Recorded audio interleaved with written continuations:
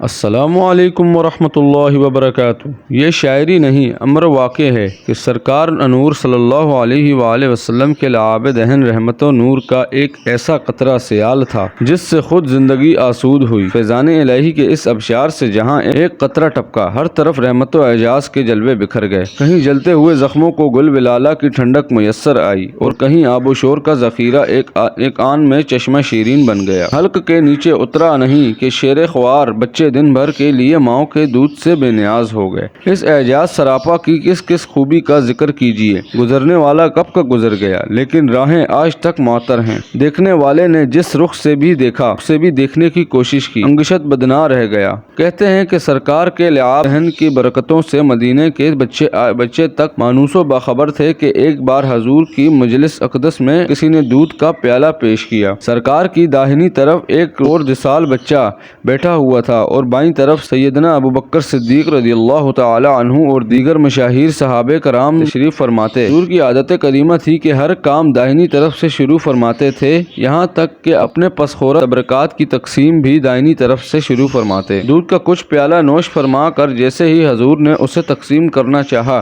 دائنی طرف بیٹھے ہوئے بچے کی طرف نظر پڑی۔ حضور صلی اللہ علیہ وسلم نے اس بچے سے دریافت فرمایا، بچے، میری مجلس کے دستور کے مطابق حق تو تمہیں پہنچتا ہے کہ دودھ کی تقسیم کا سلسلہ تم سے شروع کیا جائے، لیکن اگر تم اپنے بزرگوں کے حق میں ایثار کر سکو تو اجازت دو کہ بائیں طرف سے جو لوگ بیٹھے ہوئے ہیں ان میں تقسیم کا آغاز کروں۔ بچے نے سر جھکا کر انتہائی ادب سے جواب دیا، یا رسول اللہ صلی اللہ علیہ وآلہ وسلم، کوئی اور بات ہوتی تو اپنے حق سے دستبردار ہونے میں مجھے کوئی غرض نہ تھا، لیکن یہ ایثار میرے لیے بہت مشکل ہے کہ سرکار کا لعاب دہن پیالے کے جس حصے سے مس ہو گیا اس کی برکتوں سے میں اپنے آپ کو محروم رکھوں۔ حضور نے بچے کی اس خوش عقیدگی کو پیار کی نظر سے دیکھا، اس کا حق بھی اسے عطا کیا اور فضل و برکت کی دعاؤں سے نوازا۔ کہتے ہیں کہ سرکار لب کی مسیحائی نے بیماروں اور زخمیوں کو شفا خانوں سے بے نیاز کر دیا تھا۔ حدیث و سیرت کی کتابوں میں اس طرح کے بے شمار واقعات ملتے ہیں کہ عین و میدان جنگ میں کسی کی آنکھ نکل آئی، کوئی بازو کٹ کر الگ ہو گیا، کوئی زخموں کی ٹیس سے تڑپ رہا ہے۔ ناگہاں سرکار کو اطلاع ہوئی، اب تکلیف کے مقام پر لعاب دہن مس کرتے ہی نہ تھے، نہ تکلیف رہی نہ زخم کا کوئی نشان موجود تھا۔ چنانچہ جنگ خیبر کا یہ واقعہ بہت مشہور ہے کہ کئی دن تک لگاتار حملوں کے بعد بھی جب خیبر کا قلعہ فتح نہیں ہوا تو شام کے وقت سرکار انور نے صحابہ کرام کو مخاطب کرتے ہوئے ارشاد فرمایا، کل صبح میں اسلامی لشکر کا جھنڈا اس شخص کے حوالے کروں گا جو اللہ تعالیٰ کو دوست رکھتا ہو اور کل کی فتح اس کے ہاتھ پر مقدر ہو چکی ہو۔ یہ مسردہ جا نفر سن کر ہر شخص جذبہ شوق میں بھر گیا۔ یہ دونوں جہاں کے اعزاز کی سب سے گراں مایہ بشارت تھی۔ روحوں کے خواہ بیدہ ولولے اس طرح جاگ اٹھے کہ صبح سعادت کے انتظار میں آنکھوں کی نیندیں اڑ گئیں۔ آرزو شوق کی بے قراری میں دل کا قشور تہ و بالا ہونے لگا۔ ہر مجاہد اپنے تئیں اس قابل رشک اعزاز کا امیدوار تھا۔ جب صبح امید طلوع ہوئی، سارے تمنائی بارگاہ رسالت میں سر کے بل حاضر ہوئے۔ سارا مجمع گوش براواز تھا کہ دیکھنا ہے آج کس کا مقدر جاگتا ہے، کس کی نصیبے کی آر جمدنی آسمان کے لنگروں سے آنکھ لڑاتی ہے۔ انتظار شوق کی بیتابیوں کا یہی عالم تھا کہ سرکار نے شمع رسالت کی ان وفا کیش پروانوں کو ایک بار آنکھ اٹھا کر دیکھا اور ارشاد فرمایا،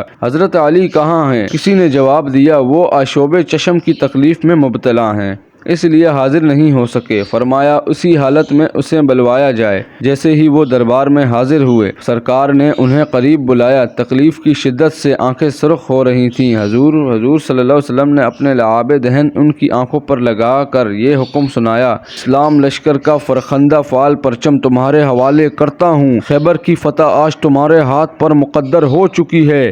خدائے قدیر تمہیں میدان جنگ سے فیض المرام واپس لائے۔ واقعات کے راوی بتاتے ہیں کہ لعاب دہن لگاتے ہی دم کے دم میں ساری تکلیف رفع ہو گئی، نہ آنکھوں میں سرخی تھی نہ ورم کا کوئی نشان موجود تھا۔ پھر مولائے کائنات کا کیا کہنا، اس نیستان ہستی میں وہ شیر خوار تھے، ویسے ہی صحراؤں اور پہاڑوں میں ان کے زور بازو اور پرستوت جلال کا ڈنکا بجتا تھا، اور آج تو ان کے حوصلوں کے جبروت کا عالم ہی انداز سے باہر تھا۔ کونین کے سلطان نے خود اپنے فیروز مند ہاتھوں سے اس پیشانی پر فتح کا صحرا باندھا۔ حملے کی پہلی ہی یلغار میں خیبر کا وہ مایہ ناز قلعہ فتح ہو گیا اور یہودیوں کو ایسی عبرتناک شکست ہوئی کہ ہمیشہ کے لیے وہ ذلتوں کی خاک میں سو گئے۔ اس واقعے میں ایک بات خاص طور پر قابل توجہ ہے اور وہ یہ کہ سرکار اقدس صلی اللہ علیہ وآلہ وسلم کے متعلق جو لوگ یہ کہتے ہیں کہ انہیں غیب عالم یا آئندہ کی خبر نہیں تھی، وہ سخت غلطی پر ہیں۔